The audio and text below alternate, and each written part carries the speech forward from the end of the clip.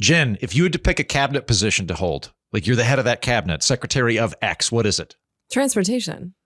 100%. Okay. Nice. Oh, yeah. All right. I could totally see that. Yeah, I would really enjoy that. We'd have some motherfucking trains if I was the sec of trans. Transec. The transec. The transec. Yeah. I don't know. I mean, that was Pete Buttigieg's thing. He wanted trains. And when he got Secretary of Transportation, he posted a picture of Ticket to Ride.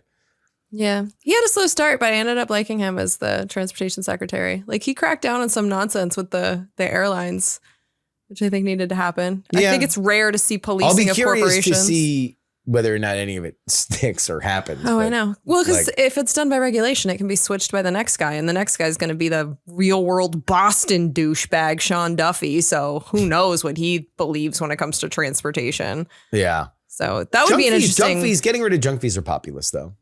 That might be. Yeah. Yeah. The That might FTC stay. just had a regulation they finalized with junk fees. And I do know that there was some Republican support for that. So we'll see if they keep that one. But when it comes to transportation, I feel like Duffy I have no clue what he stands for or why he got the job. It's confusing. I mean, because they're trying to assemble the hottest cabinet Yeah. He's a looker. ever. Have you seen 'Cause our Pom- incoming Pam- Surgeon General, who, by the way, is an actual general? Did you know that? No. The Surgeon General has like the medical corps, which is the 6th branch of the United States military. Did you know? What? Like, no, this is true. The Surgeon General is they rank as a rear admiral, I believe, or as a 2-star general. They can wear a uniform if they want. And they have like, it's kind of like their own personal FEMA corps of like, I don't know how many people's in it, but if there's some sort of medical emergency, they can direct this like tiny army of doctors. But the Surgeon General is an actual general in Holy terms of crap. military rank. And the new one's a hottie. Let me see. Yeah. And this one's black. Ooh, he is hot. No, Hegseth. No, that's the old one. God damn that it, is. Jen. Oh, Jerome it was? Adams Oh, wait. is the old one. That was the old one? Oh, no. Oh, wait. I searced for the wrong thing. Well, let's just put anyway, it on the Jerome record. Adams, good on you. Put it on the record that I would. But would.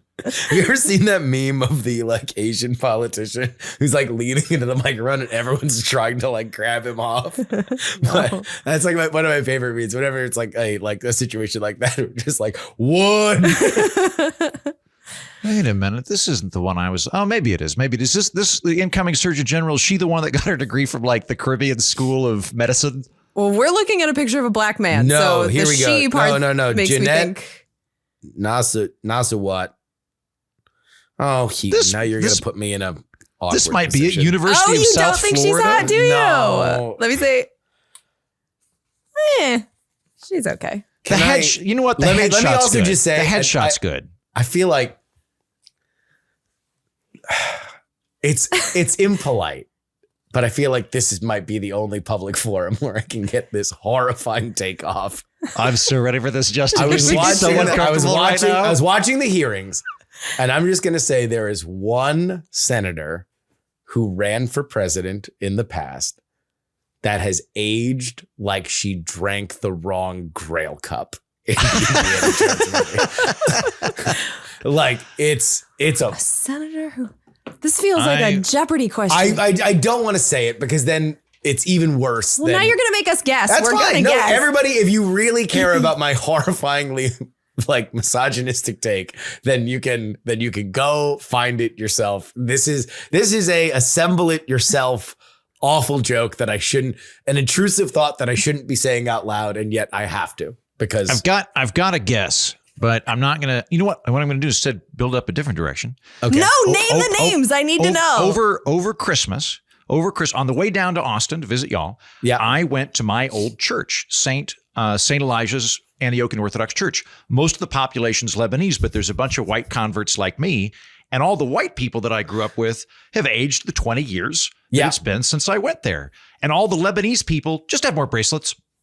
Like That's you it. look at the Lebanese ladies, like when they age, and then like the priest, Father Constantine, he hasn't aged. He's just shrunk. He's just Yeah. a miniature version of what he was. He's a Palestinian guy. He looks exactly the same. He's just 3 inches shorter. It's amazing. Whereas like the people that are Anglo-Saxon, you're like, oh yeah, it's been a couple of popes since we saw each other. So anyway, my point is, Justin, my guess is whoever it is, super Caucasian. Because we Amy don't age as Klobuchar. well. No. I'm thinking Elizabeth Warren. No. it's blonde and white. So I'm thinking there's not a lot of melanin there to protect. No, you're on the right track though, Heaton. She is very white. And we are removing, there's not many names left. I know. Now I'm just going to have to look up like women senators. ChatGPT only has, I mean, it's not Kamala. She looks fine. No. Hillary's not in the Senate. Uh-huh. Is this Who else person ran from for Massachusetts? president? Or She ran for slash president. lives in Massachusetts? No. I already guessed Elizabeth Warren. No. And I think she looks no, exactly she the looks same. exactly the same. Yeah, Klobuchar that's like looks whenever I exactly see her, the she same. looks the same. Yeah. Who else ran for president? Looks like shit. That's what I said. I said All right, fine. me You got credit. it I out of said- me. Thank You you. got it out of me. blonde, She blue eyes, was- white. That's who I said. I'm sorry. I apologize that I Andrew was Wentz. like shocked. And like, I don't know where I can file this. Like, if it was a guy, I would just say it online. I would just be like, oh, but good Lord, what the fuck is happening? Like, I haven't but seen her in a minute. I don't know. yeah, it just, all right.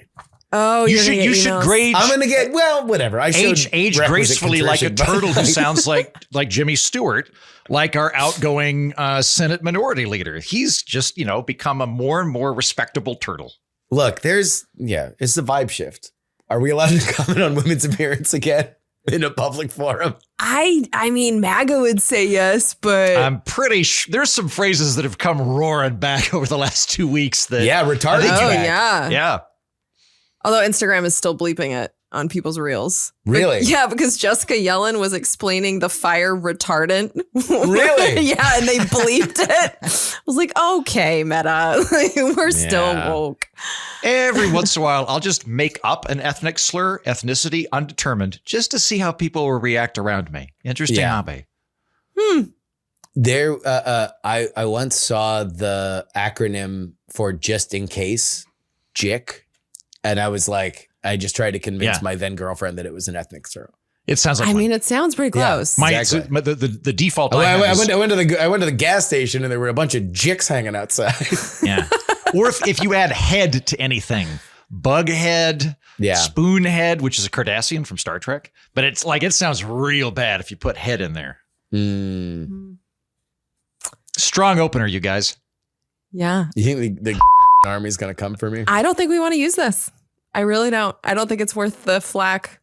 Because we didn't say anything specifically about her appearance. It was just like, she looks bad. I could go into it, but I think it'd be worse if I detailed why I think she looks bad. You could cut it after the I Grail know. comment, which If we're was thinking funny. about cutting all of this anyway, tell me why she looks bad. I need to know. She has this weird hairline where it's like her hair is receding in the front, but it's like got almost like a male pattern baldness sort of dip to it. Oh no. And like when she was running, she looked like youthful.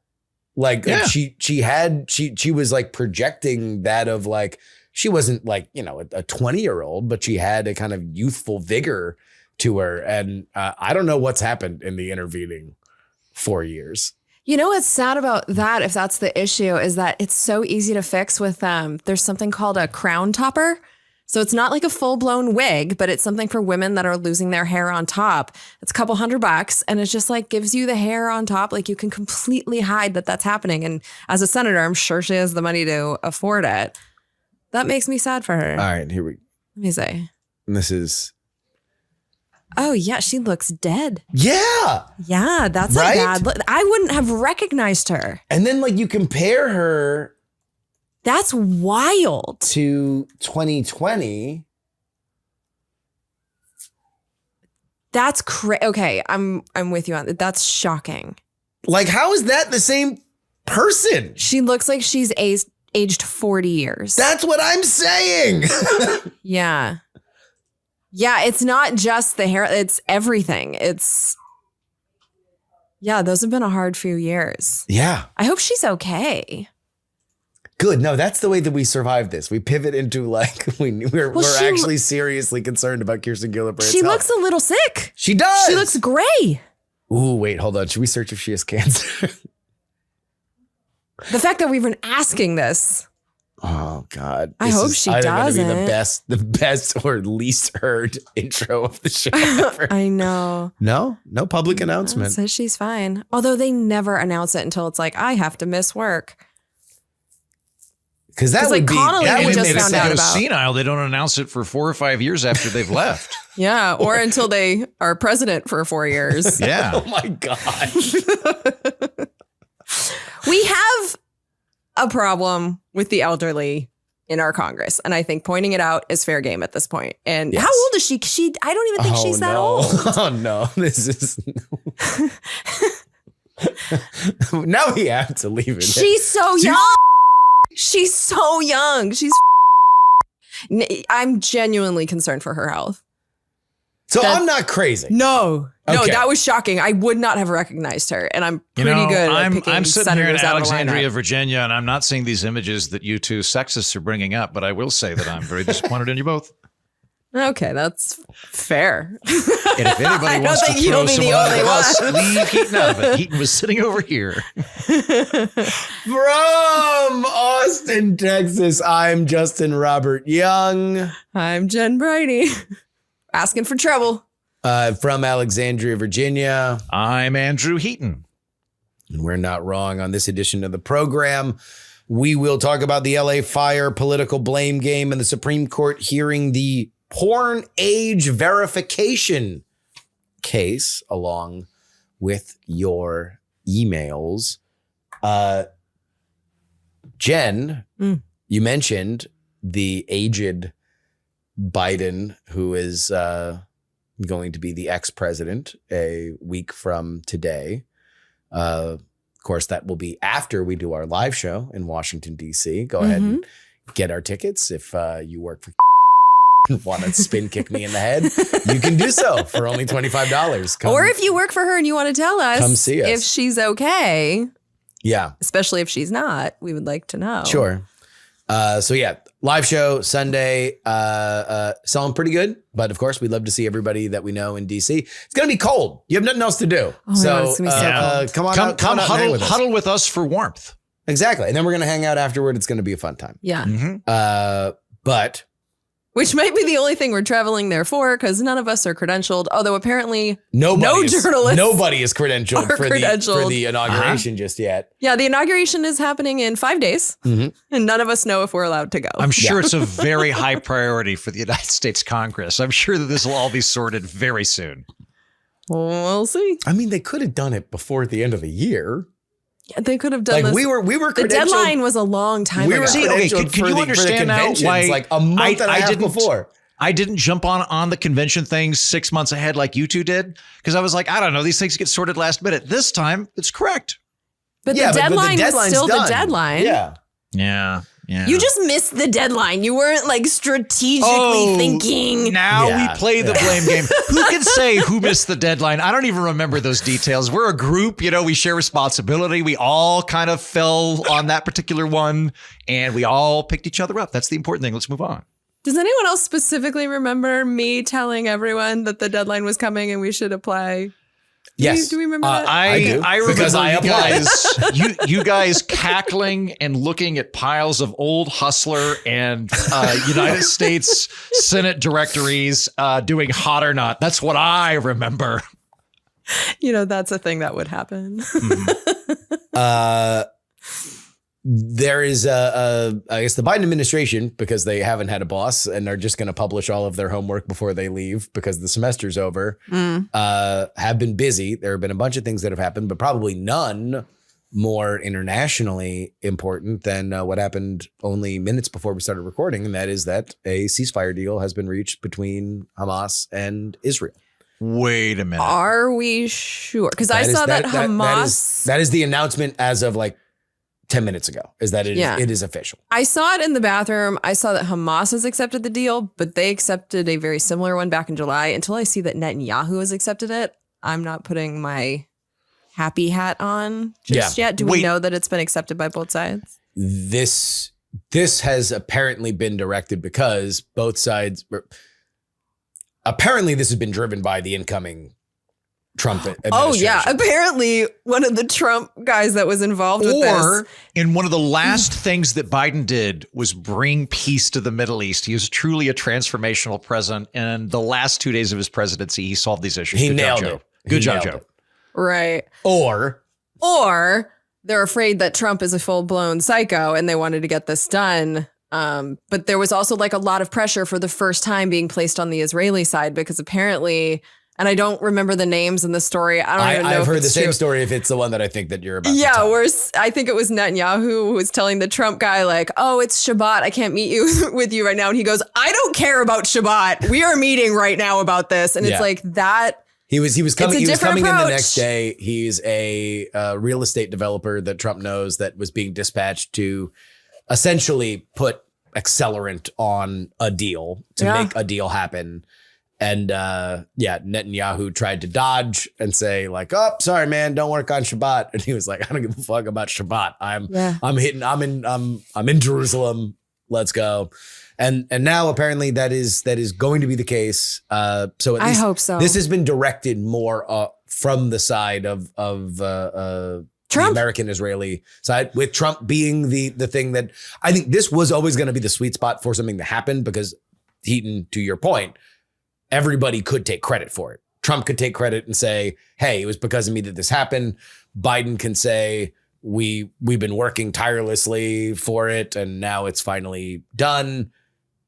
And it can be done. And at the very least, this particular phase of things can find some kind of different modality with the hostages release and Hamas essentially destroyed. I mean, that's the biggest thing is I don't even know who they're talking to within Hamas. Like I'm curious to know who, how they even have details on where the hostages are.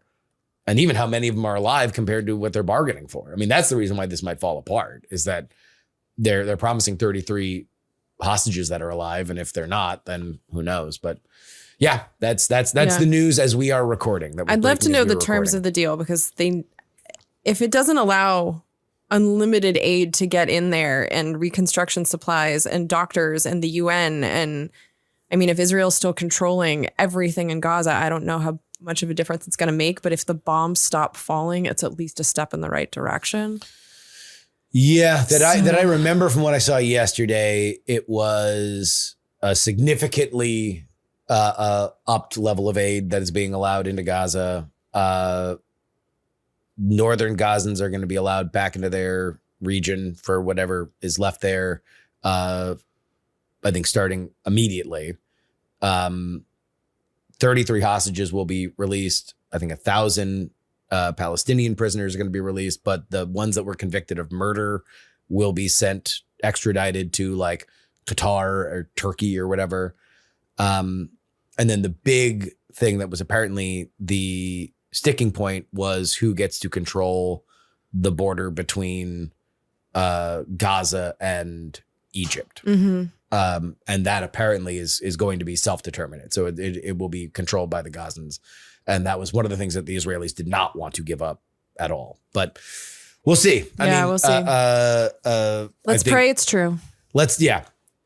I'm glad that, again, in the weird world that we live in, a time where everybody was able to claim some element of credit for this, quote unquote, was probably the most likely phase for it to get done. And so it has gotten done. I wrote a lot of letters and I feel like they finally reached fruition with this. So if this is in fact solving the problem, I want to get in on that. I'm a hero. That you did it as well. I did. Yes. Heaton did it. Yeah. Heaton did it. You're welcome. Well, from that sunny subject, let's talk about something else that is full of sunshine and rainbows. And that, of course, is the continuing LA wildfires. Critics have targeted Mayor Karen Bass and Governor Gavin Newsom with blame for what has happened, including now probably billions of dollars in damage and tens of thousands of homes lost. The death toll stands anywhere between 20 and 50, although it'll be a while before we know the exact count on that. Bass has been criticized for being in Ghana for a presidential inauguration, despite wildfire warnings, breaking a campaign promise to limit international travel. She's been criticized by Fire Chief Crowley, who criticized her for insufficient department funding. President-elect Trump has piled on these attacks by claiming that Governor Gavin Newsom's water policies contributed to the fires. This as we continue to go back and forth on exactly how there was a lack of water in the fire hydrants while the Palisades fires specifically were burning. Jen, let me ask you this. Is now the time to assign blame? And if so, who deserves it? So this is going to be a long answer from me, so buckle up. In one regard, there's no one that can be really blamed for this particular fire. These happened in areas where there have been fires forever. So like the Pacific Palisades, one of the reasons it's residential now is that actually that area used to be a movie studio. And then I think it was like the 1920s, that studio burned down. And so they built houses there. That was one of the origin stories of that entire community. So fire is nothing new to this area. I also don't think people outside of Los Angeles realize that these aren't hills. This isn't forest. These are full-blown mountains in the middle of one of the biggest cities in America. When you drive through these canyons, they are incredibly steep. So the idea that you can go in there and by hand do any kind of like maintenance of the shrubberies or whatever, it's a ridiculous thing to say if you're not aware of the topography of that region. These are full-blown mountains.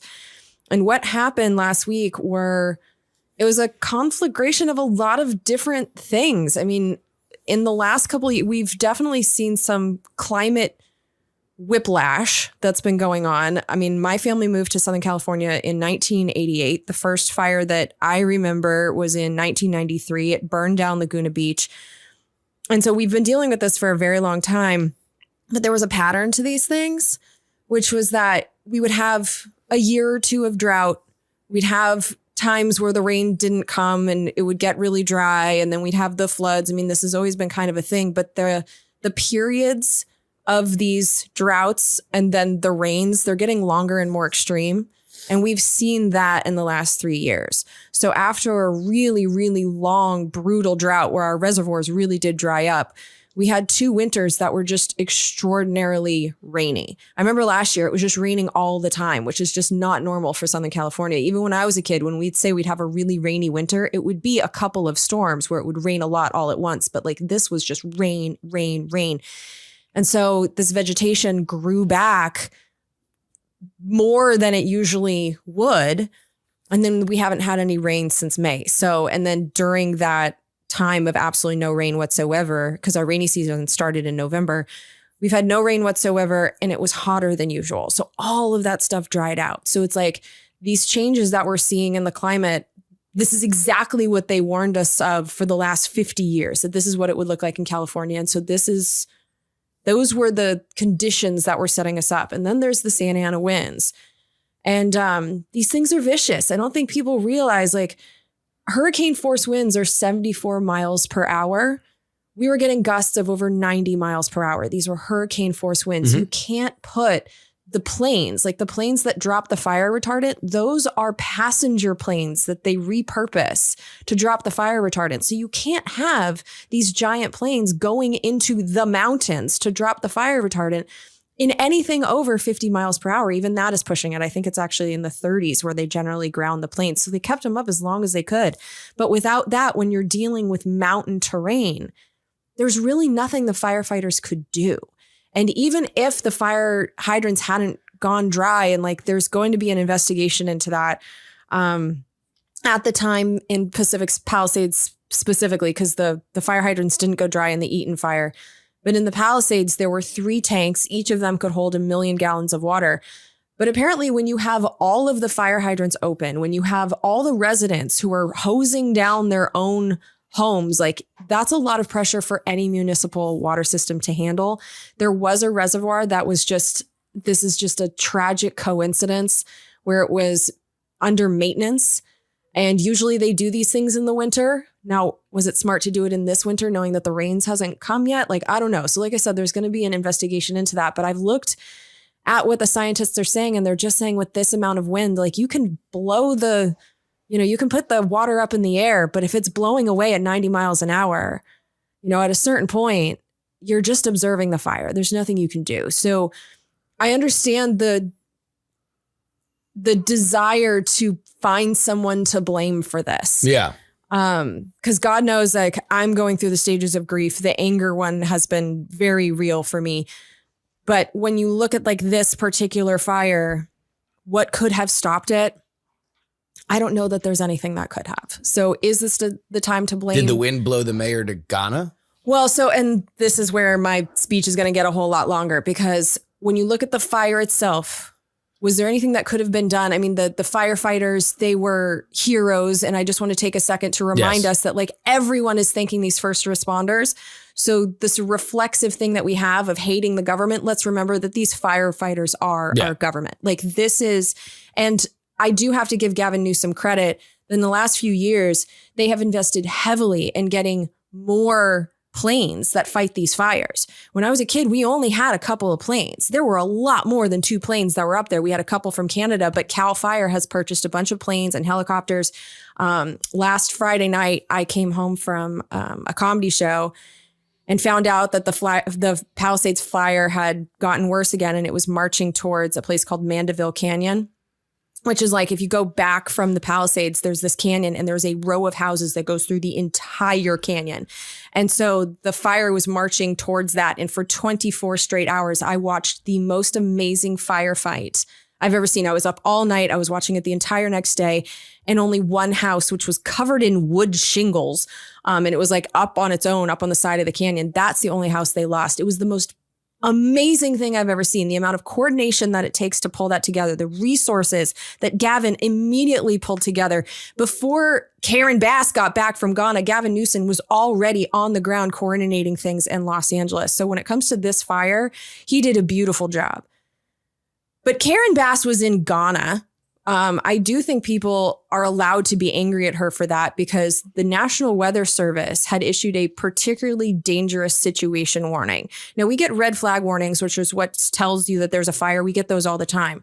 The particularly dangerous situation, in my entire life of being a Californian and paying attention to this because my family's still there, I've seen that maybe 5 times. It's an extraordinary situation, and they issued it a week before the fire, and she still got on the plane and went to Ghana. The reason she was in Ghana is that President Biden had picked her for this delegation.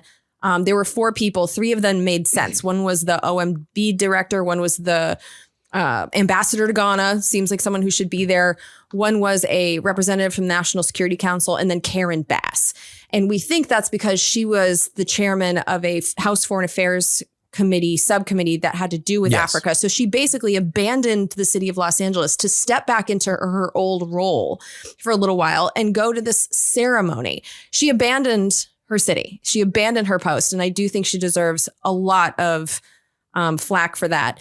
There's talk about budget cuts. We're not entirely sure what that budget situation is, but I think there's some justifiable anger at Karen Bass. That the said, fire chief seems to think so. The fire chief seems to think so. But the thing is, had Karen Bass been there the entire time, would it have changed the fire in any way?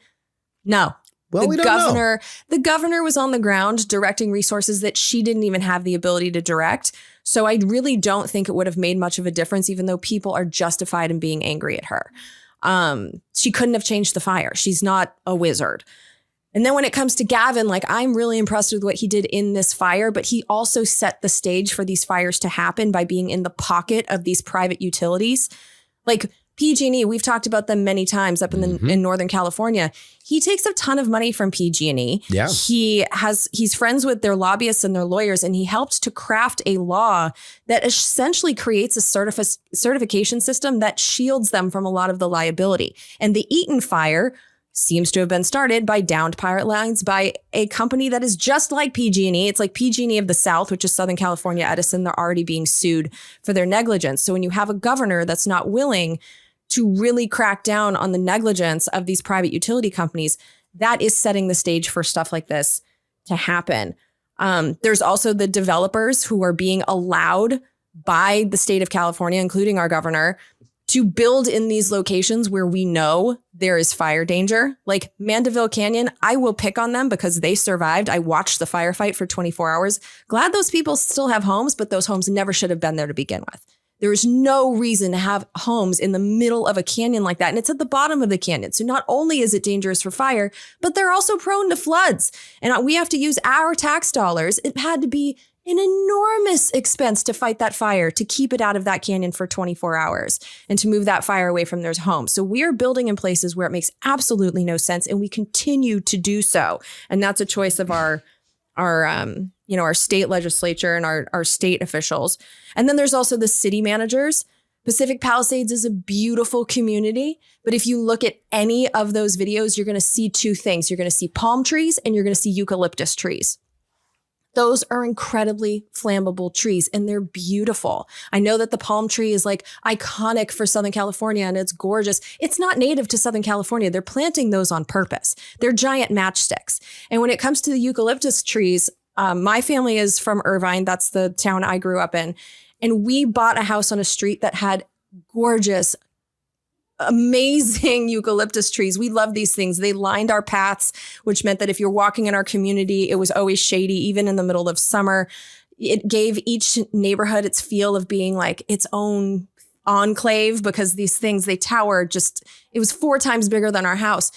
But Irvine required everyone to tear down those eucalyptus trees. My neighborhood is much uglier than it used to be. And it makes me sad when I go home because I love those trees, but they're dangerous. And we're not even that close to the foothills.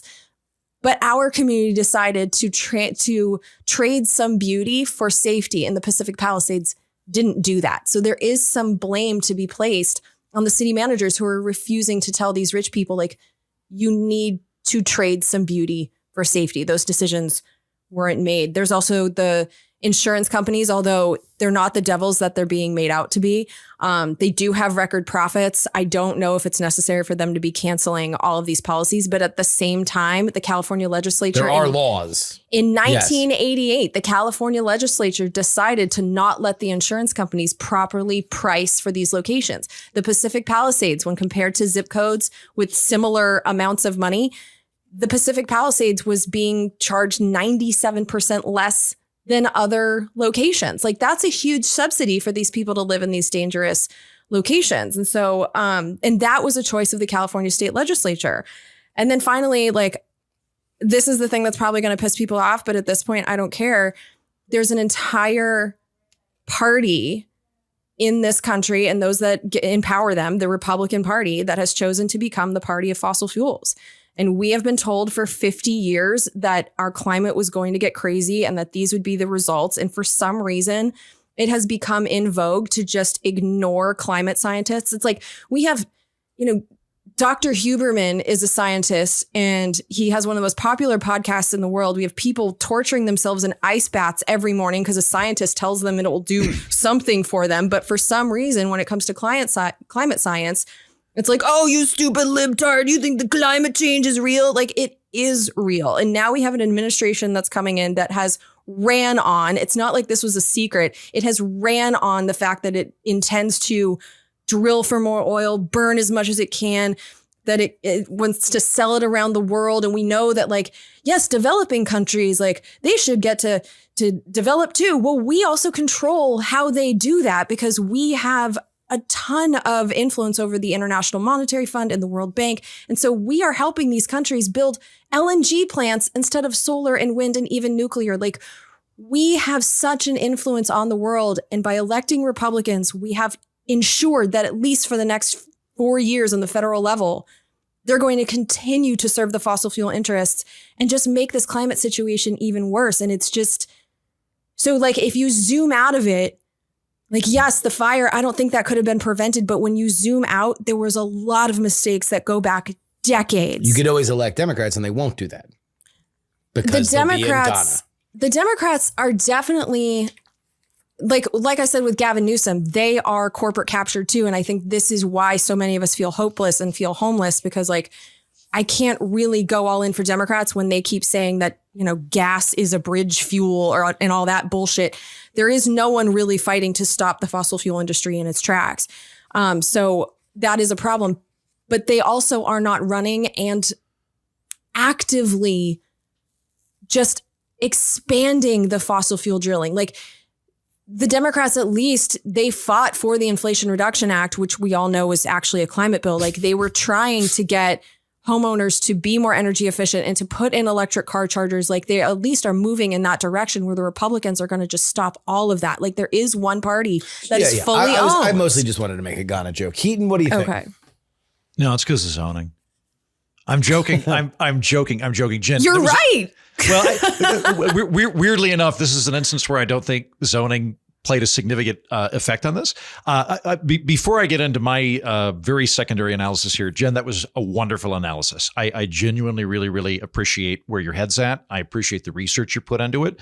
I think that we're seeing so many people, both irresponsibly in media, like our peers, but a lot of just, folks on Twitter who are using this as a opportunity to weaponize whatever it is they're mad about.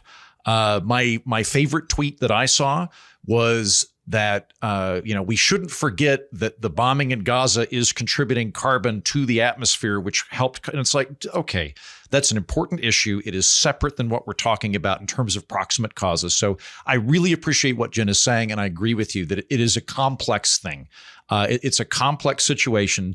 It's not a situation where we just point to one person or one group and go, they screwed up. It's all their fault. If not for them, Mrs. O'Leary's cow wouldn't have kicked it over and it wouldn't have caught fire. I think there's lots and lots and lots of things going on. Stuff that I would add, although I think, Jen, we'd probably differ on energy policy, although I do agree that global warming is happening and I'm concerned about it. So maybe we would have some variation there. In terms of the rest of your analysis, I agree with you.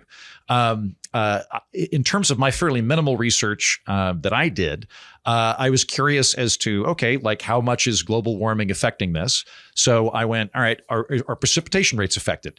I didn't see any trended precipitation rates. They looked to be very erratic when I looked at the data going back to the 1870s or whatever, but it does very much corroborate what you're saying, Jen, of like, it'll be really dry for a while, then it'll be really wet. All the stuff you said about vegetation going on. The temperature has risen. The average temperature in LA was like 54 degrees in maybe like 1850. Now it's 57. So the temperature has risen.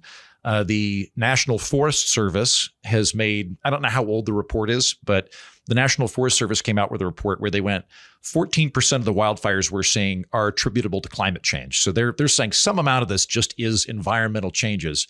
They do say that 53% of the wildfires are attributable to fuel, to the trees, the palm trees, the eucalyptus trees, the brush, everything like that. I think that a lot of this is unavoidable. And what we're talking about is, were the mitigation efforts competent or not? Not was there some way to make this stop from happening?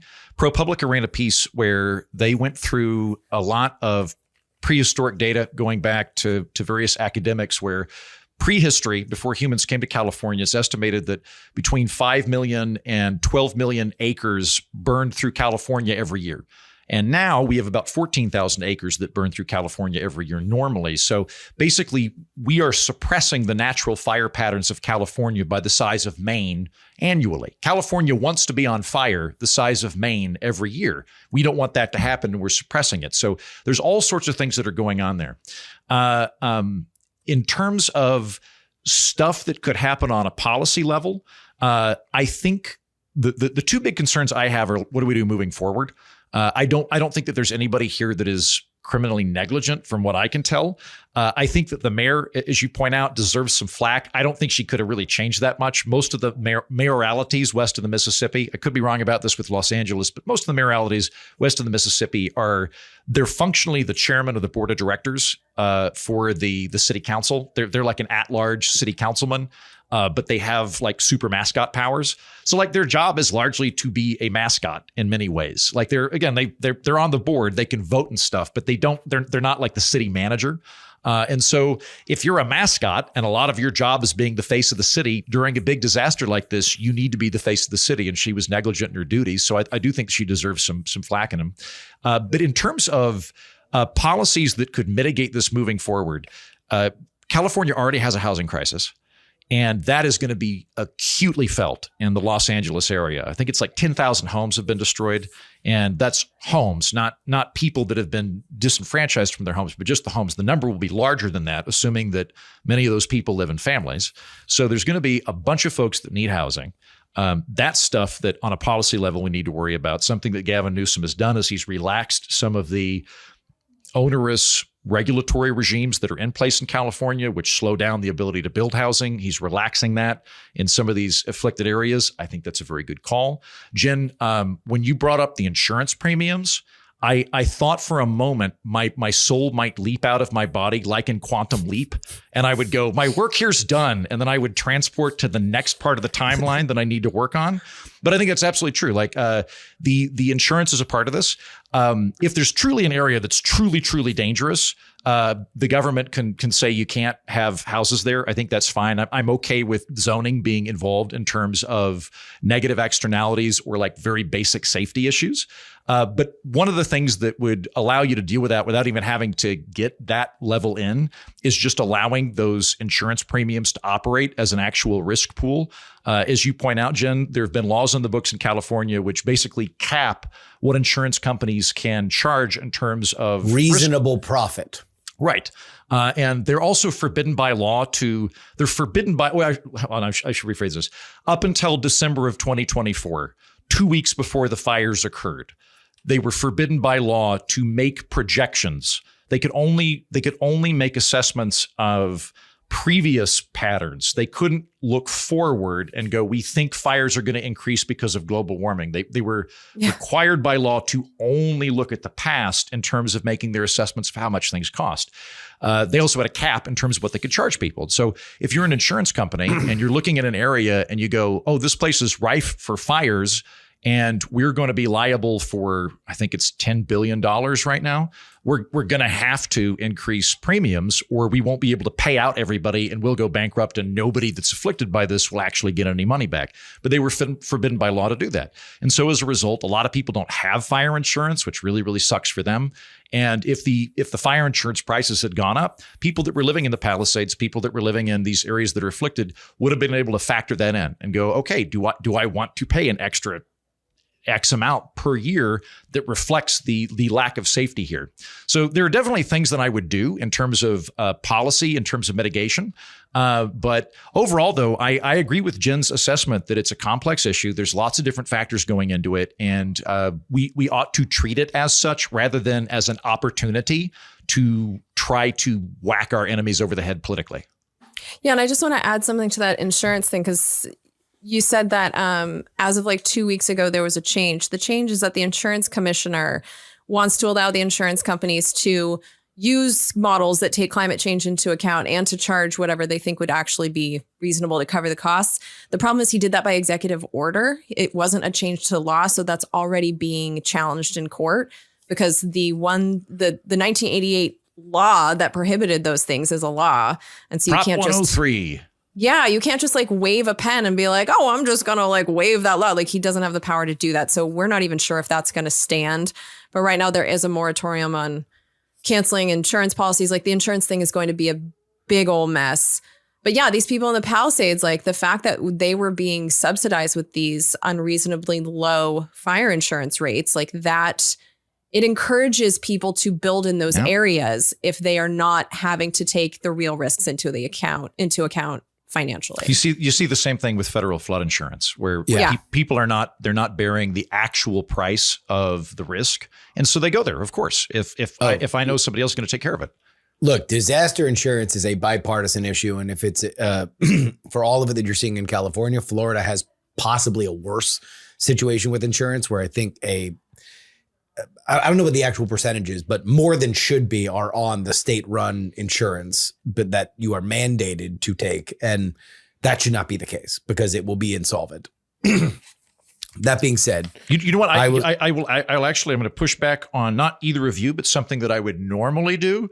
Normally, I would figure a way to loop this into zoning.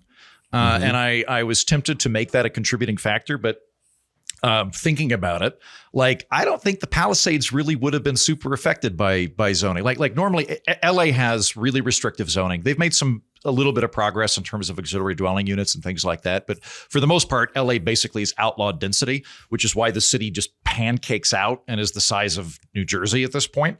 And so I would normally be tempted to go, hey, that pushed out all these suburban houses. Suburban houses have yards. They're made out of wood. They're more likely to catch fire. Maybe that's it. But like the Palisades is a rich people area because it's a big, nice forest, mountain, beachfront area. So I don't think that would have been affected density wise. So I am admitting to you both in this one instance, I don't think zoning was a major contributing factor. Well, that's very brave of you. We're all pleased that you said it. Thank you very much. Caveats. Karen Bass is the mayor of Los Angeles. The greater Los Angeles area are a varying, very complex miasma of different cities and city councils. There are 88 cities. Yeah, it's not as simple as her saying it. Wait, clarifying question: is there a Los Angeles proper that she's the mayor of? Yes. Like it's like just one. Yes. So she's basically the mayor of a neighborhood. And in even the greater then, Los Angeles. it's a weak. It is a weak mayor situation where the city council or board, whatever they call it, is actually more in charge. That being said, afuera, you're done. Like, I'm sorry. Like, you cannot get on a plane when you get on the plane knowing that there is this particularly dangerous situation. And you know that it's been dry. Did you see the URL? LA. What? Did you see? Oh, this is amazing. Look this up. Look like Karen Bass URL. Like she's giving a speech and she goes, citizens need to know that they can get help at URL. And then she moves on. She's just like a writer had put in insert URL code here. And like she just read verbatim URL and then moved on. If you haven't seen, she had to fly commercial to get back to LA. And during one of her connections, a Sky News reporter was there and were asking her questions like, what do you have to say to the citizens of Los Angeles? And she just was stone faced, like not talking to him. It's like, I'm sorry. This is your responsibility. You are the mayor of Los Angeles. Doesn't matter whether or not you actually have power. If you are just a mascot, then you need to be a helpful mascot. And whether or not the city reservoirs, we'll find out we'll find out exactly why that is. Here's what didn't need to happen. Fake evacuation text messages that went out because that system was fucking incompetent. Like, there is enough here for me to say that the best and the brightest were not in charge during a particularly deadly situation. Can we say that they would have saved lives if the most competent people were in charge? I don't know. You can't prove a negative. But I know that these people were not it. Because, by the way, the deputy mayor, who was supposed to be in charge during an emergency situation while Karen Bass is in Ghana, no. He was on leave because he's being investigated by the federal government for a bomb threat that was called into city property. So he's sidelined too. Wait, he might have called it a bomb threat? I don't know the details. I know that the federal, that he's on leave because of that. So he was also sidelined from things that do need to happen from a declaration perspective. Like there are real questions about whether or not the declaration of emergency was called in early enough, because you can do it before it gets bad. When you are expecting an emergency to happen, you can do that. As for Gavin, look, the part of the reason why I'm in Texas right now and I'm not still in Oakland is because of Gavin Newsom, because of how they handled the fires with PG&E, because he continued to protect that company even when they were found criminally negligent for the keep of their fire, of their electricity lines. And so sometimes I have a gut visceral reaction whenever we talk about climate change in relation to the California fires, because he's been able to hide under that blanket for so long when there are things that, look, I'm not saying that there's not an accelerant. I'm not saying it's not part of it. It is. But when he has protected that company, and I know that PG&E isn't in LA, that it just makes my blood fucking boil. The protections that he put in place for PG&E are in law, and they protect Southern California Edison just as much. Okay. So that being said, I will give him credit for organizing things when there was a vacuum of power, with as patchwork as LA is in general, as incompetent as Mayor Bass's office was specifically. I will say he wants to run for president. he is running donations through fucking Act Blue, which is a data play so he can get people's fucking phone numbers and emails. I think he is an abhorrent person. Yeah. And I hope that bad things befall him. I mean, two things can be right at the same time. He can be a crappy governor overall who did a good job when an emergency happened. Look, and that's the thing is right now, I don't know. We don't know. Like, there will be a tale told coming out of it. I do know that, like, right now, everybody in California government, which is all Democratic, are all pointing fingers at each other. The fire chief is pointing fingers at the mayor. The mayor is, I don't know, not in Ghana. The governor is pointing fingers at the mayor, saying we're going to open an investigation to find out when things are happening. Adam Schiff. I had to agree with Adam Schiff on ABC's this week because he was like, hey, I think that there are investigations that need to happen beyond the one that Gavin Newsom wants to do. So he's pointing fingers at Gavin Newsom. Like, we'll find out exactly when things went down and how things were doing it. All I'll say is this: one party leadership is dangerous. Yeah. It very rarely creates the best possible situation. And there has been so much swept under the rug when it comes to California wildfires before we got to LA. And look, the LA ones tend to be more dangerous. That is another thing I'll encourage. I put it out on my Twitter. Keith Morrison, one of the Dateline guys, did a like classic, like 1980s peak of television piece about wildfires in LA and pointing out that, look, these things happen. Like it is a built into the framework, the fabric of Los Angeles is that maybe nobody should be living there because it lights on fire and destroys lives and property on a regular basis. And it has for over 100 years. Or at least in the mountains. There's a lot of very flat areas that are perfectly fine. Again, we're talking 88 cities here. Yeah. Again, it's huge. It's massive, right? But there are places for which light on fire, and they are often the most beautiful places that you've ever seen in your entire life. It's where people want to live. It's where the rich people, when they get rich in Los Angeles, they go and move to these places that are extraordinarily dangerous. That being said, if this is the threat that it is, and I do believe it is, and I think that there's not really a whole lot of question that this is an existential threat, then it needs to be taken seriously by serious people. And the amount of times that this particular administration, the Newsom administration, has swept shit under the rug and just said, well, you know, climate change, maybe everybody should buy an electric car. Like, not to say that to me, it's a separate issue, but it's blaming your dog for eating your homework when you should have been taking this particular threat more seriously. And now the most deadly event that has happened in Southern California has happened.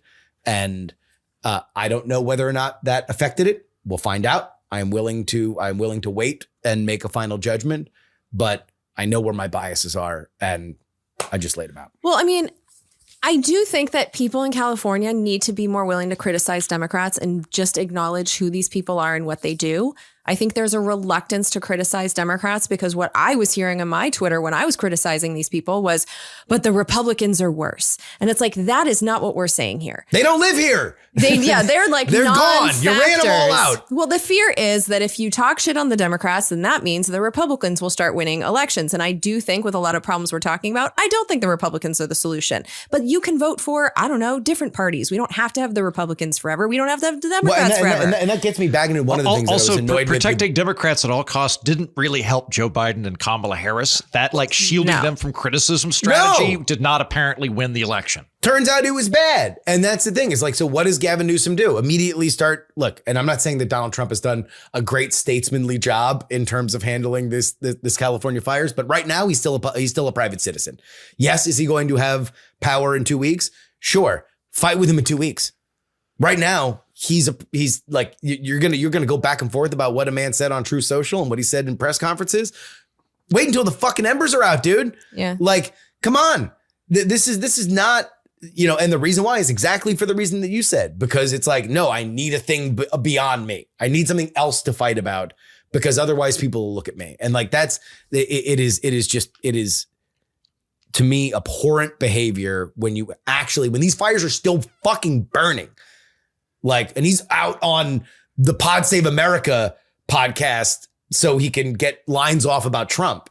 It's like, look, if you want to go on these podcasts, I'm not against going on these podcasts, especially when they have a large LA listenership.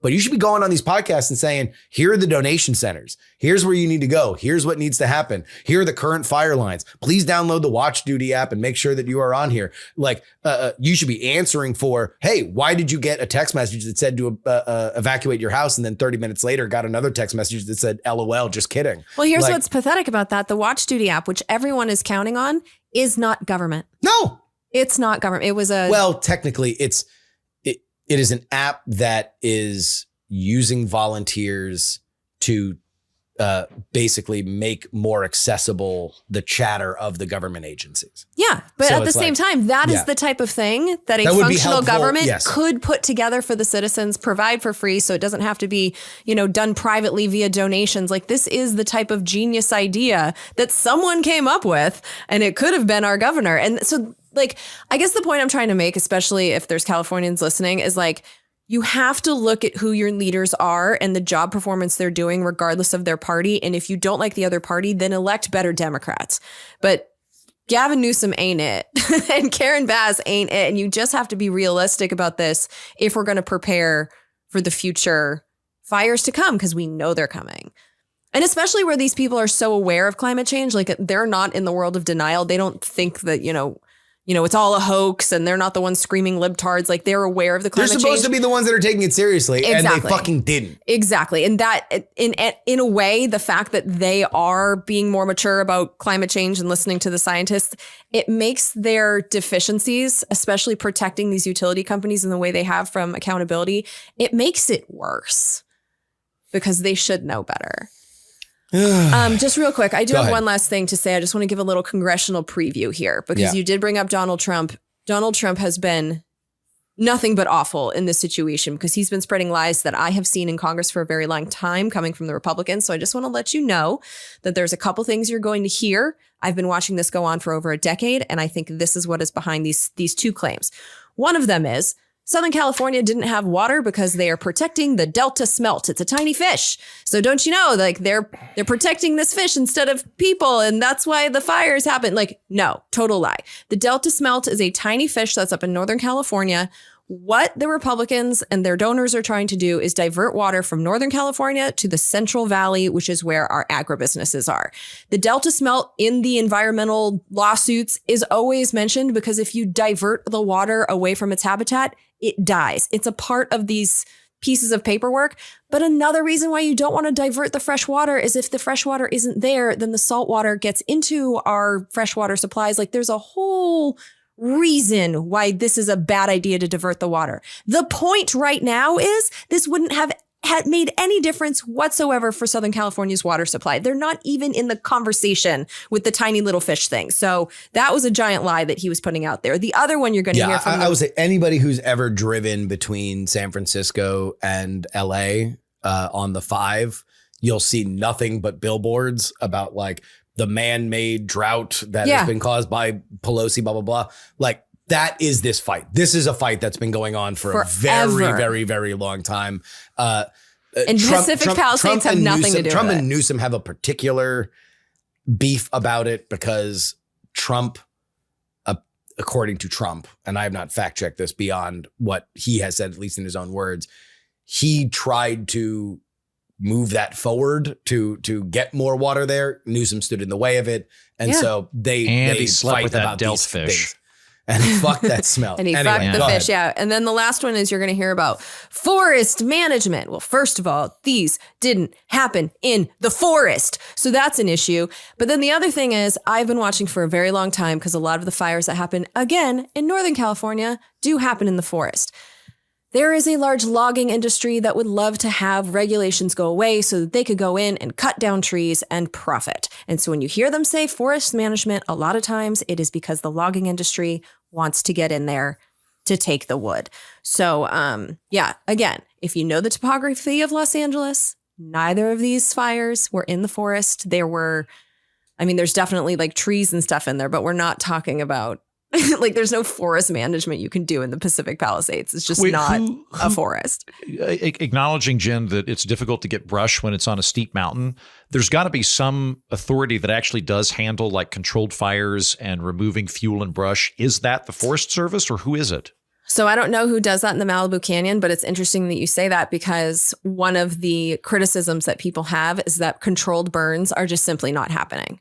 So the only burns that you're really getting are these giant fires. Now, what the fire service would like to do and what they in fact have been doing with the Palisades fire is when the fires are lit, they let them burn in the areas where there are no houses. But the problem is we've allowed houses to creep so far into the canyons that there's not a lot of places where you can just let a controlled burn because, there's a fucking house there. So, but yeah, the controlled burns, I don't know who's in charge of that. If you've got embers, it's not happening. 90 mile an hour wind, embers with 90 mile an hour wind, you're going to have a really big ass controlled burn, make a significant difference in a fire break at that point. Like, I'm not saying it's a bad idea to have them, but like it's going to have to be a real big controlled burn for that not to jump it. There was a documentary. I will not speak to the veracity of this, but I found the point interesting to the point where I want to look more into it, although I have not since I watched it 2 days ago. But the documentary, the tweet that I saw was that they had tried to sell this documentary to a bunch of big power players. It was all about wildfires in California and that they were not able to sell it. They had to do an independent route because it did not sufficiently credit climate change for the reason why these were happening. But their large point was that if you track the history of fires, specifically when they were at their worst, which was around the turn of the 20th century. The Dust Bowl. Well, it was logging, actually. It was irresponsible logging practices that did not sufficiently clear dead trees when they were removing trees. And so that's where you got some of the worst fires in California. That's where you got the Chicago fire. That's where you got some of these things that became so terrible and iconically defining for the topography.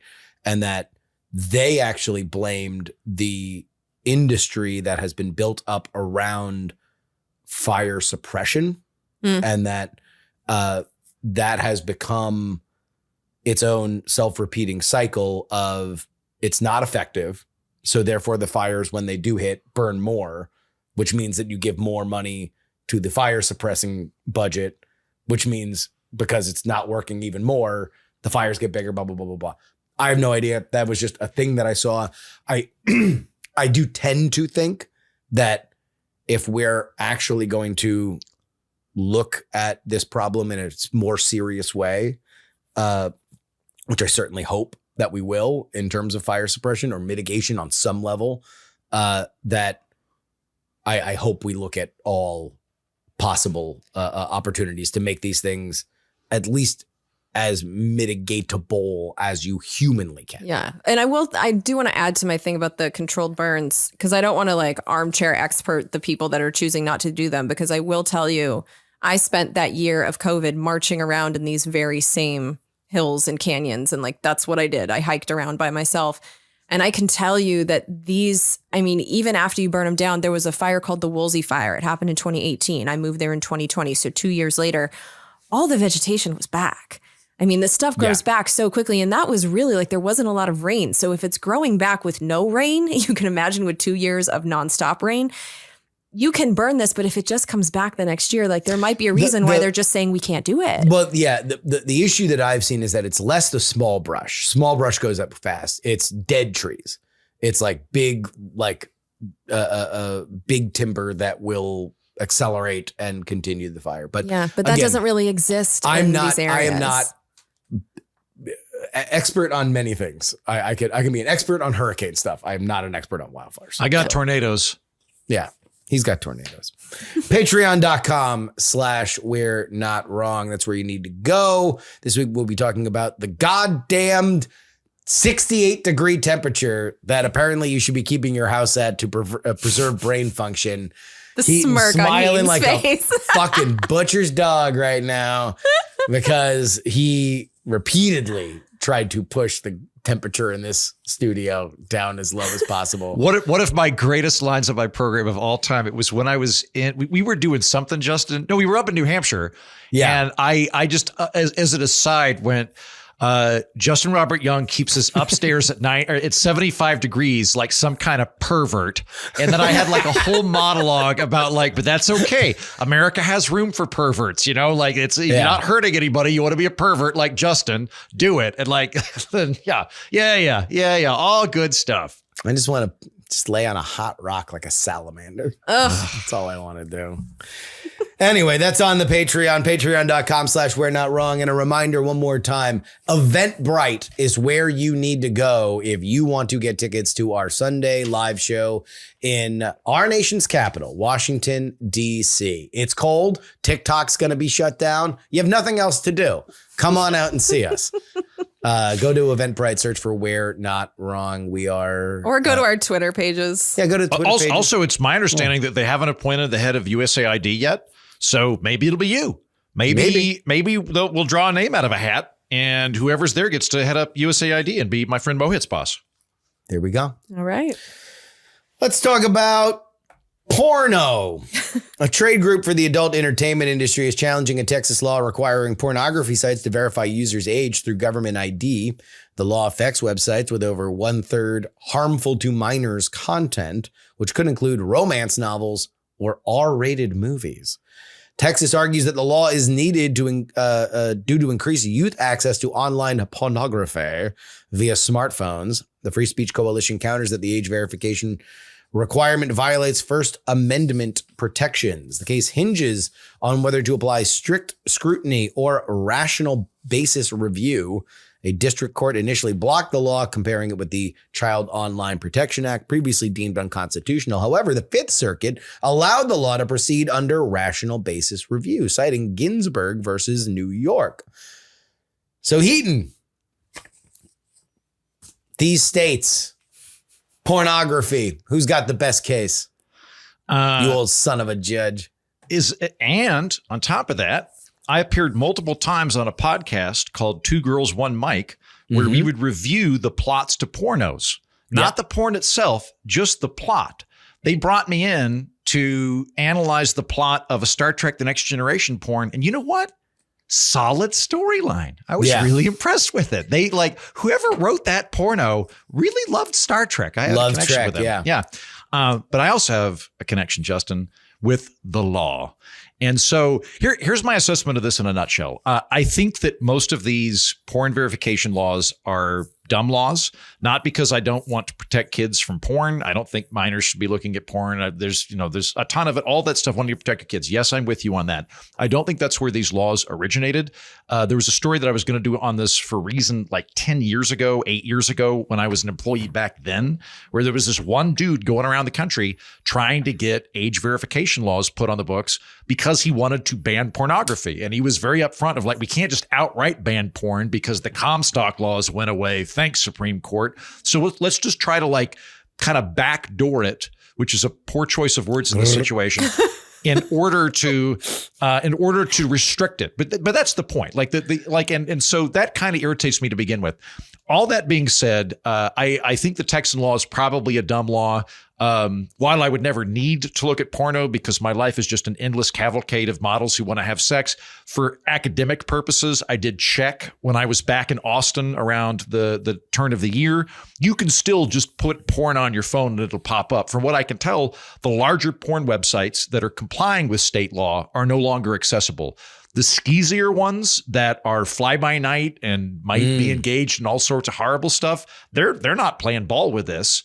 And so I think that your kids have the exact same ability to access pornography as they did prior to the Texas state legislature coming in and creating this law. What's happened is your kids are now probably looking at worse pornography because the more wholesome missionary position pornography that I could access on Pornhub is now unavailable to them. So they have to go to like skeezydonkey.com or something like that. So I don't think the law itself is well-founded. That was amazing shoe leather journalism for you to find skeezydonkey.com. Yeah. You really had to bang on some doors to figure out where to find. When I was a kid, skeezydonkey.com was still just a donkey racing website. You know, it was kind of like greyhounds, but donkeys. And now it's really gone in a different direction. Well, thank you for your courage in going there for us. Thank you. You're welcome, Jen. In terms of the court case, caveat: I've not read the case. Maybe my mind would change if I read the case, and maybe I'll probably cover this on Judge Week this year on the orphanage, and I'll need to read what the Supreme Court actually says. But cursory glance at this, I don't think that the porn trade group has a very solid case that they're making. What they're arguing, from what I can tell, is this needs to be assessed on a strict scrutiny basis because it's a free speech issue. So when you're suing some law in court, the court might use rational basis, intermediate scrutiny, or strict scrutiny. And what that means is if Justin is the mayor of Scabies, Nebraska, and he and the city council decide that they're going to make a law that says we just can't have corgis because Justin hates corgis, I could sue him in court and go, there's no rational basis for a government to do this. This is not a service of the court and the service of government. The court could rule, that's not a rational basis. Whereas maybe when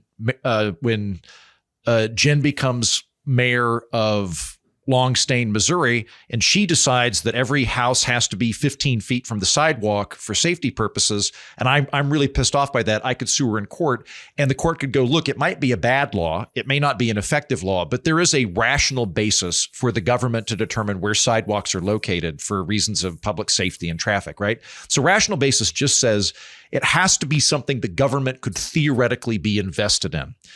When you've got issues where somebody's constitutional rights are being abrogated, it gets into tricky territory, like free speech issues. So if I were to put up a billboard that said porn should be legal, that's a free speech issue. And you can't get rid of that. But if I wanted to have that billboard accompanied by skeezydonkey.com thumbnail images, you could take me to court. It would now be kind of in a strict scrutiny basis because it does kind of have to do with freedom of speech, but at the same time, is it reaching that? So strict scrutiny is a way of saying we're aware that this is intruding upon constitutional rights. It's not a question of something that Andrew Heaton might find irritating, but is not constitutionally protected, like private property laws regarding zoning and stuff like that. That's not strict scrutiny. Strict scrutiny is something like establishment of religion or freedom of speech or Second Amendment, stuff like that, where you've got a constitutional basis for it. So what they're arguing is this is free speech. And by the state of Texas putting age verification on these websites, that is either suppression of speech or a potential suppression of free speech. Therefore, courts jump over the rational basis, go to strict scrutiny, and strike this down on free speech laws.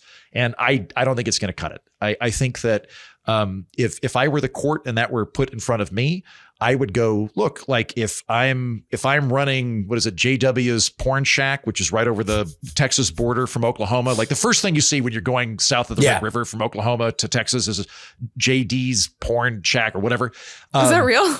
Yeah. Because like, I thought that was a joke. No, because Oklahoma, like we're great on Indian casinos, but we still have a lot of blue laws on the books. So Texas, easier to get porn in than Oklahoma historically. So Texas would build porn shops on the border of Oklahoma so Oklahomans could go down there and get porn. What a fun border for vices. Yeah, right. You're like, I want to gamble. I got to go to Oklahoma. Now I want to jerk off. I got to go to Texas. But now I want to smoke weed. They have to go to Oklahoma. Yep. And as a side note, we nearly went to war over that river in like 1920. Alfalfa Bill Murray our governor got really pissed off at Texas for setting up toll booths. So he set up machine gun nests to like threaten to shoot the toll booths. So Texas being Texas went, fuck you. We've got even bigger guns. So we had like an armed standoff between our two states again in 1920. That's amazing.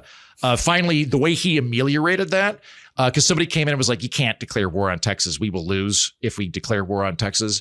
And also it's the 20th century. You don't get to go to war states. And so his solution was literally to get his wife and her friends to call the governor of Texas's wife and her friends to have a tea party and play bridge on the bridge under the theory that none of the men would shoot them because otherwise they wouldn't go home. And it worked. That was how we didn't go to war. Good job. That is the most bumpkin thing. Yep. I love it. I love Hey, it. Alfalfa Bill Murray was our craziest bumpkin governor. So if I were running JW's porn shack, to go back to that, and somebody came in and they wanted to buy porn, it would be completely rational basis for me to go, provide me ID that you're of the age of majority and you can purchase pornography. Like that, nobody, I don't think anybody would say that if I card somebody for wanting to buy beer or buy alcohol or pornography, that's somehow intruding upon free speech laws. It might be an ill-founded law. It might be a stupid law. I would agree. I think the Texas law is a stupid law, but the problem that they have with it, I don't think holds muster. And I think that because we have such robust free speech laws in this country, thank God, there's this tendency now to try to cram everything into a free speech argument. And I don't think that this is a very good one. Free speech would be there if you were suppressing somebody for expressing an opinion or artistic. There is some wiggle room there. You could have art that borders on pornography. You could have erotic art. There is some like tough conversations we have to have there. But in terms of the state of Texas is requiring age verification for pornographic websites, I don't think that holds muster. And I don't think that them saying this is going to be strict scrutiny will hold up with the Supreme Court. Jen, what do you think about these jerk-offs? I think that Andrew clearly supports kids getting their hands on porn. Damn. How dare you? Skeezy Donkey. You know, that's pretty rich Approved. coming from the owner of skeezydonkey.com. Hey, don't tell people about my secret business. By the way, my dad really didn't like the talk about me being the topless Congress girl. No, I'm sure not. Yeah. As for this topic, I'm agreeing with Andrew 100%. There you go. Let me take it because I think no one's going to top Andrew's jurisprudence when it comes to this particular topic. I almost feel like this is an issue if we're not going to take it as a out and out repression of porn, right? Which I do agree with you, Heaton, that it is. But let's look at it at face value and say that, like, all right, there should be some kind of barrier for minors to look at porn. I'm not saying it's possible, but let's take it at face value. Why isn't there some kind of service or an add-on to like a login service in the way that you can log in with Google and stuff like that? That it's like that I can't just have some anonymized version of like I upload my or have like an ID. iPhone for kids or something that on the like something on the Well, the no, user end? I'm saying like that I can in various different, whether it's to pay my taxes or do things officially, that I can just have some kind of thing that can communicate with various different websites and say, this person is a whatever. Yeah.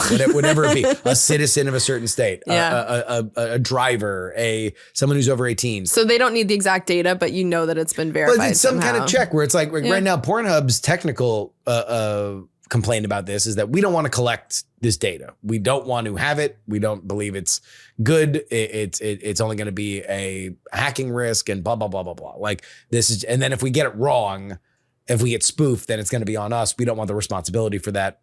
Just fair. Which is fair. I don't that's want fine. But I my like annual porn searches on some database that can be used to weaponize me. I feel like there should be a version of this, and not even just for porn. I've been thinking about this a lot more. Have you guys ever heard of the dead internet theory? No. Yes. But you're going to have to explain this. Okay. So the dead internet theory is that nobody is actually on the internet.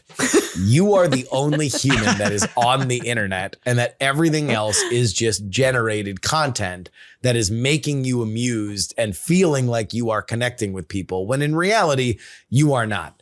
Now, this was usually the domain of total cranks for a while, but now it's increasingly happening. Well, it's possible, and it is probably increasingly happening, where you now see, like, specifically with generative text, like all these LLMs were trained on Reddit, because Reddit was the easiest way that you could scrape people talking to each other, and you can get context for how they talk to each other.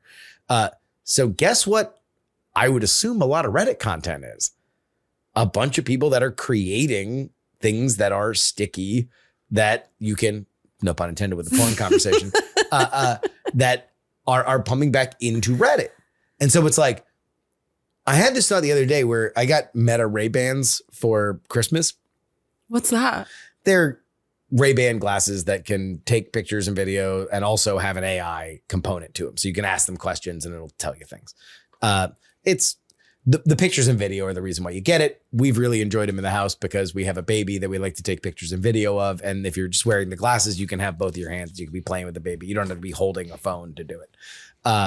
So the Reddit for that, I am almost positive is 70% generated by somebody who is working with Meta Ray-Ban to keep that subreddit up. So people that have just gotten it, like me, that are looking for people that are talking about this, are conversing. But you don't ever just go to a dry ass subreddit where nobody's talking about anything and post something because you feel like a fucking idiot doing it.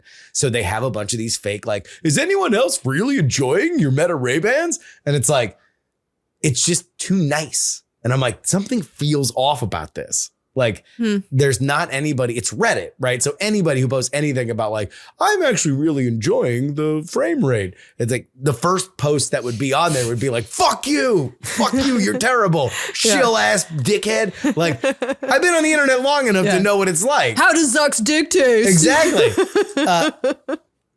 And so I'm thinking about something like this, a service for which that would prove that I have a driver's license and give whatever data I want them to give to whatever site. If just because I think I'm increasingly interested in going to forums or social media outlets where I can prove that everybody is a person. Yeah.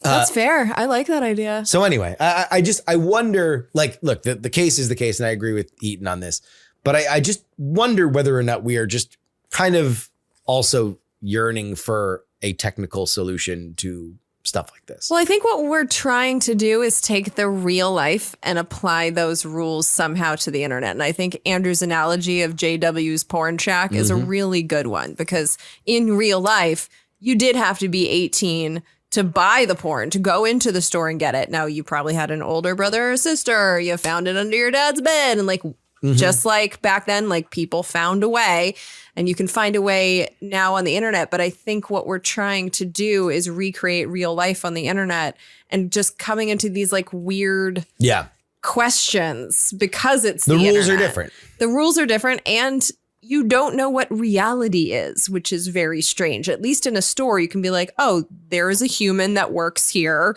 I know that there are 2 other people here, but like, you don't know in a chat room how many are people, how many are bots, like how many people are saying that they're a woman, but they're actually a 12-year-old boy. Like, you just don't know. You just don't know. And so it's a weird thing that we have to navigate. It is. We're Not Wrong Pod at gmail.com is where you go if you want to write into the show. Verified adult, We're Not Wrong Pod at gmail.com. We have a We're Not Wrong drinking game rules that are suggested. Sip if Jen Briney mentions one of the places she grew up. Sip if Andrew says he doesn't support Trump, but...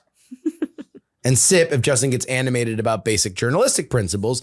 You can then finish your drink if... Baby Bella makes an appearance or Tom Merritt is referenced. People are going to die. Like this is a dangerous game, kids. Real quick, while your point is met, listener, Justin, do you ever perhaps frame stories about Donald Trump where you highlight the limited government effects of him in order to put me in a hot seat? Beg for it writes, in 4 years, we will have an election with 2 presidential candidates. I say, let's hold a special election for everybody in the House and Senate at the same time. Make them all defend their seats. One of the reasons people in Congress get complacent is job security. Screw the rules, make everyone panic like it's an election year at the same time instead of staggering it. Maybe this will shock everyone's constituents into paying more attention. We might actually see some more meaningful turnover that Jen would like, chaos that Justin would enjoy, and maybe Heaton will move to Scotland. Wait, so the positive outcome here is that I flee the country? Is that? Well, I think, no, he's saying that we would enjoy it and you would just want to leave. Okay. Yeah. All right. Although, like, if you did everybody at the exact same time, I don't know how that would work with House seats that have different term limits or Senate seats that have different term limits. But let's imagine, right, that it's like there's one election where everybody's seat is up at the exact same time. Then that would necessitate that the rest of the time there was no campaigning. So maybe that would make Heaton happy. There would only be one period that he would want to. You know what I think would be even more fun than this like weird jubilee, everybody panics about their job, is a concept. Everybody sit down. A concept called quantitative voting. I'm going to give you a really dumbed down version of this. Fucking God. You would this is fascinating. I just put on glasses for this. Listen, normally you've got a ballot with like 30 things on it, right? Like corporate commissioner and a bunch of judges that you don't know, and also Prop 8. What if you just had 30 votes and you could allocate them wherever you want? Put 30 on president, put 20 on lieutenant governor, and then like you'd see people that actually vote for the stuff they care about. No one would be safe. You'd have to make the case that your thing actually deserves the vote, as opposed to, Prop 3 sounds good. Well, you'd have to explain whatever Babylon 5 bullshit you just fucking went on about first, and then you would say, here's how your regular way of voting has to be different. Justin, you did this. You're allowing fantasy government to creep into our emails. Let's just stop pretending that we can throw away the Constitution and create it. Like, I'm not even enjoying these conversations. It's dumb. Let's just deal with the situation that we have. And by the way, in the House, we have the situation. Everyone is up for election every 2 years, and they're still reelected over 95%. So my point with this is it actually would create a stronger incumbency bias, because everything runs downstream from the presidency and presidential years. Like, senators that would otherwise be afraid for their jobs are happy when they are in presidential years, because then they know that they are going to get downstream whatever their top candidate is. It's the reason why they chased Biden out. They chased Biden out not because they knew that Biden was a vegetable. They chased him out because he was such an obvious vegetable that he was going to hurt the Senate seats. When us peasants found out, they panicked. And then it's like, oh, fuck, God damn it. Yeah. Let's talk about congestion pricing. Allstick writes, congestion pricing was first introduced by Michael Bloomberg in the late 2000s and was inspired by London's implementation, not Singapore. I was a staffer for a Queens assemblyman who opposed it, and I was armed with this fact. Queens Boulevard's subway lines, the E, the F, the R, the V, and now the M, were running at capacity, as there were no additional trains run on the tracks. If the implementation of congestion pricing happened 15 years ago, which had the publicly known reason was to divert car commuters onto mass transit, despite the fact that it was never plausible. Having nothing but a stick without a carrot is not effective. Though I disagreed with my boss assembly member back in 07-09, I was not opposed to congestion pricing, but I knew it would fail as planned because it would likely crash and burn in this implementation, because they didn't offer up better opportunities to commute than currently available to the public.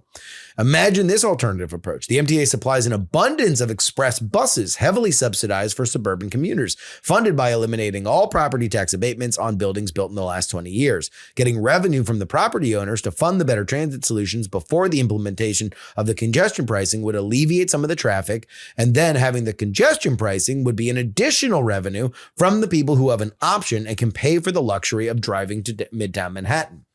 MTA's board is made up of 4 members appointed by the New York City mayor, 4 appointed by the county executives of neighboring counties, and the 15 remainder of the 23 members are appointed by the governor. Reforming this MTA governance with the redistribution of who appoints which members wouldn't be effective in getting better results if, say, we were to swap out the governor nominating 4 and the 15 being nominated by the mayor, because the members are insulated from people using this transit.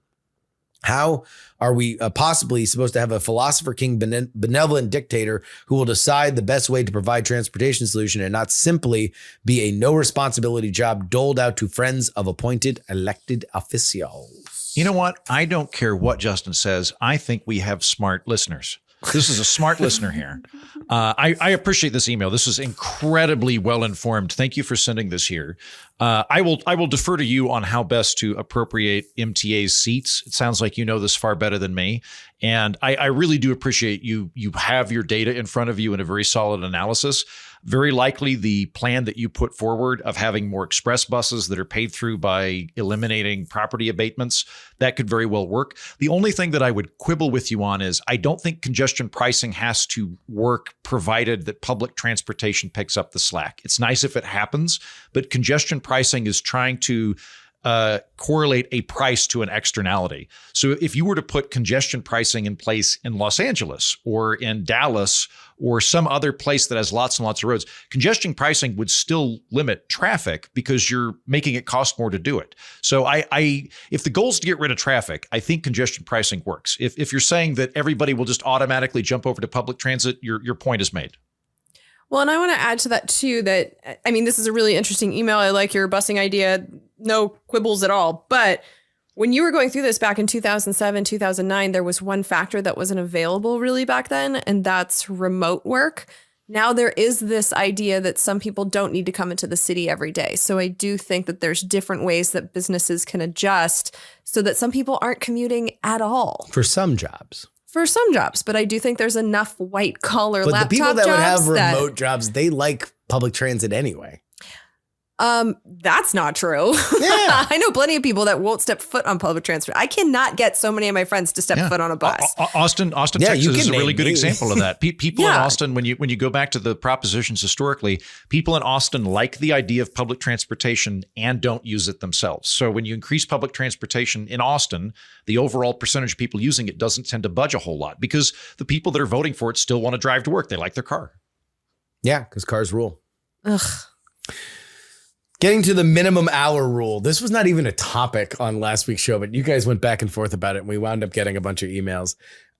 Minimum hour rule. In 2015, I was in grad school while working retail. I used my PC building skills and a personal connection to get an internship at Mary Kay's corporate headquarters in Dallas, working in the data center. I went from making $11 an hour to almost $20. I got paid holidays, and unlike the full-timers who work set shifts, I got to pick my hours because I was a student. It was far and away the best job I'd had to that point. It was perfect for me. Then 2016, the new Obamacare full-time hour rule came into force. And lo and behold, the schedule I set for myself for the last year pushed me into the 30-plus hour territory. I was not alone. Other interns, free to set their hours, had been hitting the 30-hour-plus hour mark. IT didn't have full-time slots for everybody, and due to penalties that they would incur from the government, shut down their internship program. There was no option to opt out personally from the requirement, and rather than force everyone to try and work only 29 and a half hours and no more, most of us had to look for other employment. Far from helping me get insurance, Obamacare actively lost me one of my favorite jobs, which put me in a financial bind and forced me to ultimately move to find a different job. Obamacare has solved almost no problems for our healthcare issues as a country, and defending anything other than the pre-existing conditions clause makes one look very silly. So as the one that I think is being targeted as very silly here, I'm going to say that you are wrong, that it has solved almost no problems. It is a ugly system that shouldn't exist because the problem that we are having is that healthcare is tied to our jobs. So I think it really sucks that you lost your job because of this dynamic. I think that none of us should have to stay employed in order to get healthcare. Like, there's huge problems with Obamacare, and keeping insurance at the center of it was the main problem. But to say that it solved no problems, like, did you like staying on your parents' insurance until age 26? Because that was not a requirement before Obamacare. There are 10 essential health benefits now that where if you are paying for health insurance, they have to give you. So when you go and get a physical once a year, which I hope you're doing, and then you don't pay anything out of pocket, that's because of Obamacare. If you get hospitalized and then you have your insurance pay for it, that's because of Obamacare. If you get sick and they have to keep paying for your healthcare, because before they were doing annual and lifetime limits. So if they spend a certain amount on you, they can just say like, oh, we know you paid us, but you're screwed now. Pay for all of it out of pocket. That's because of Obamacare. And also just the fact that if you're not employed, there's a website now that you can go to compare different health insurance plans. That didn't exist before either. So it was definitely tinkering with a bad system. I'm not saying that the system itself is good. We all know that I hate it. But Obamacare is definitely better for the vast majority of us than what we had before. You were just a victim of unintended consequences. But my whole point of that rant in the last episode is the solution to employers weaseling out of giving people insurance is not to make it easier for them to weasel out of giving people insurance. The ultimate solution is to separate employment and healthcare altogether. I'm going to read this next email, and then Heaton, I will go to you for comment. Okay. But actually, an hours limit is good, right? I get the instinct that employers will reduce hours to one under whatever the threshold gets you health insurance. So a higher bar means you get more hours and money. But that doesn't really work that way. There are benefits to full-time employees in most jobs, less time lost to coordinating handoffs, and more hours worked with your best employees. You can also recruit by promising hours and insurance. The lower the bar, the higher the cost of a constantly rotating employees in most jobs. So you end up with more insured employed people, but possibly fewer overall employed people. Yeah, I don't think I disagree with you on any of that. There are lots of incentives for employers to pay people money to stay in their job. It's why most jobs in the United States pay more than the minimum wage. I think like the actual amount of people that earn minimum wage is like 2% or so. The majority of jobs pay more than that. And part of that is you want to incentivize people to stay there. You're competing for labor. All of that stuff is true. The thing that I would like to communicate that I get in a huff about with things like that rule in Obamacare that the previous listener brought up is unintended consequences. There's no government, including our government, can mandate what you want to do. The government can put in carrots and it can put in sticks. It can legalize incentives for doing a thing or not doing a thing. We're going to give you a subsidy if you do this thing we want. We're going to give you a tax or a penalty or jail time if you do this thing that we don't want. That's all they can do, just carrots and sticks. No government in the world or the history of the planet can tell you, we've decided we want you to care about this particular thing, and you now have to adopt the spirit of the law that we came up with. They can't do that. So what gets me worked up in terms of governance is there's this perpetual inability to see that distinction. And we've written a law that insurers should have, that companies should provide more insurance for their employees because they want to have their employees. You just can't do that. So if the carrot or if the stick is, we're going to fine you for anybody that you don't give health insurance to over 30 hours, companies aren't going to go, oh, I have to care about that now. They're going to look at that and go, oh, so if I go 29 and a half hours, I'm going to get underneath that stick. That's the thing I'm getting to. There are just incentives. That's it. It's just a moral computer plus minus that's going on in companies. And you have to be aware of that when you're crafting these laws, or you get the previous person fired. All right. Yeah. We're not wrong pod at gmail.com is where you need to send your emails. We're Not Wrong is a production of Dog and Pony Show Audio. Our editor is Will Saddleberg. And one more reminder, Eventbrite. Go buy your tickets to our live show in DC. That will be our show next week. We are very, very excited to come meet everybody in the district and the surrounding environs on PX3 this week. Jen Briney's on. We talked about the hearings, and the Kamala Harris campaign is still charging you, despite the fact that they lost the election. They are the latest campaign to push the boundaries of online fundraising by just continuing to charge your reoccurring payments seemingly forever. We talk about that with the money man, Dave Leventhal. Jen! So I'm going to say that for Congressional Dish, the exciting stuff is actually happening on my Patreon right now. I used to say that I'm not locking anything that's substantive up behind the paywall, but then my show plateaued for years. And so those days are over. And so what's happening? What's happening now? Cash grab. Well, you know what? I offered to do this for free for a long time. The audience didn't support it. So screw it. Here we are. And so what I've started doing, and everyone seems to love it, is there's a part of the congressional record that summarizes what happens every day. And so at the beginning of every week, I'm starting a series called Last Week in Congress, where I can't do deep dives on it. I obviously can't read every bill or watch every hearing, but I can just give you the summary, like this is what they did this week. So I'm essentially going through day by day in the Daily Digest. No script. It's just me with the Daily Digest, telling you what's in it, and then sometimes veering off into, Jen Brainyisms. Jen territory. Yeah. But I had a really good time recording it. I did it on video. So Ooh. I know. So you can see my snarky face as I talk about this stuff. And so the first of those episodes is up. I don't think it's going to be the last. And so if you want to check that out, please support Congressional Dish on Patreon. And it's there waiting for you. Heaton, headmaster of the ORF. What's this cooking? week? Justin is on my show. Hey! Wow. So Jen is Lot on of Justin's crossover. show. Justin is on my show. I'm not on Jen's show.